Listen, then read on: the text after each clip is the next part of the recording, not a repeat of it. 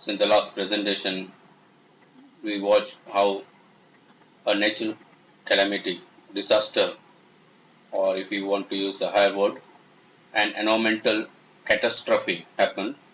That is, the bird, the mother bird, was killed by the storm. The branch fell down and it got killed. Ultimately, these two birds were also blown away by the wind, and one fell near the cave while the other fell near the ashram. In the cave, there were bad people staying there, and in the ashram there was a rishi staying. So last time we found that sort of thing. Now let us see first, further what happens in the story. They were now big birds like the mother once had been. So the two birds that were blown away by the wind, they started living in the trees nearby a cave and another one near the ashram. So gradually they also became grown up like their mother. They became big birds like their mother, same thing as their mother. They had grown into mature birds with characters of their own. So they had their own distinct character. As you grow up, you don't grow only physically, there is a mental development also. There is a development in your habits and in your character. Continuously what you do become the habits, and continuous habits becomes your character. So these two birds, they had developed their own characters also, their nature. They had grown up into mature birds with characters of their own. Mature birds, they became mature, so physically they were grown to the size of the mother, as well as they developed distinct characters. One fine day, King Harshvardhan of Purvasa visited the forest. So the king of that area, that is Purvasa, the name of the king is Harshvardhan, he visited the forest. See in the picture, the king along with his courtiers and soldiers visited the forest. He was a well-known hunter and wanted to hunt a game. So, in the past, these kings had that sort of hobby.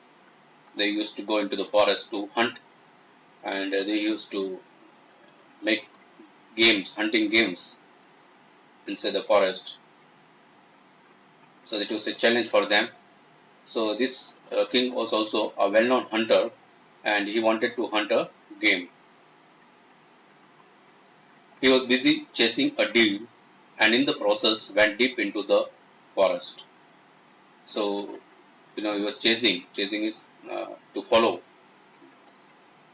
So he was following fast. That is, you run or what you say by a horse also. You can follow very fast behind somebody, and that is chasing. So he was busy chasing a deer, and in the process went deep into the forest. So the king was in front, and he was ahead his other kinsmen or soldiers, and he went more ahead in the sense that he got himself lost. He went ahead in the forest by chasing the bear. The soldiers slowly lost track, and the king was left alone in the jungle. So that is the thing that the soldiers were there with him, but because the king rode very fast uh, on the horse, he was ahead, and he was not able to keep pace with the others. In the sense, the others lagged behind the other soldiers, and he got lost in the forest. That means, in short, he got separated from the soldiers. He was left alone in the jungle. He did not know where he was, and neither he did he know the way out. So when you go sometimes inside the jungle, then you should remember some sites to return back. In the city and all, we remember landmarks, but in the jungle, most of the trees are similar. They look alike. So it's very difficult to find the way out if you don't mark things or if you don't remember things. So he did not know the way out. The king was truly bewildered. He was bewildered, that is, he was confused. He was tired after the long day and hungry too.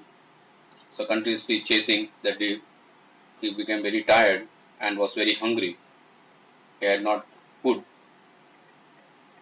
He had reached the other end of the forest. He decided to take a break.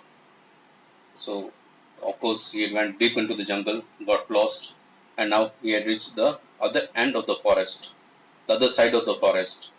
He decided to take a break. He had reached the other end of the forest and he decided to take a break. You can see his drooping eyelids, that is, he's feeling drowsiness. So he wanted to take a rest. He was tired. He was exhausted. He was taken aback when he heard someone say, "Hey, come quickly." Then he found a tree there. So he sat there below the tree. And when he was sitting there, putting the horse aside, he was taken aback. Taken aback is once again a phrase. It means he was surprised when he heard someone say, "Hey, come quickly. Hey, come quickly. There's someone under the banyan tree. He has a horse and is wearing fine jewels." So he heard someone saying, calling somebody, "Hey, come quickly. There is someone under the banyan tree and he has a horse and is wearing fine jewels." So he's got jewelry and he has a horse and someone has come. So quickly, you people come here and take his things away before he rides away. Before he goes away, snatch all these things, jewels and everything. He has got money, it seems. So take his money, take his jewels, his wealth, and you can rob him before he goes away, before he rides away. So he has come riding on a horse. Take his things away before he rides away. Now you know when you listen such sort of thing, whether you wait for that. Now somebody is calling the people there inside the cave that come out and rob him. Of course, any wise person would not sit there. So we will see in the next part whether the king also goes away from there quickly or whether he stays there. The king looked around and could only see a bird perched on the tree. So he was very bewildered, he was very confused, and he looked around, who is that, who is speaking, who is calling the people to rob me.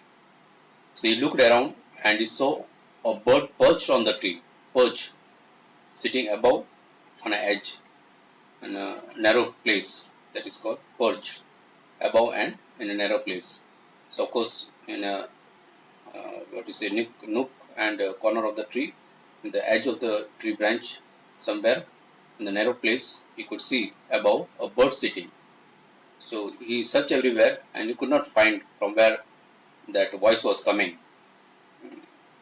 advising others to rob him.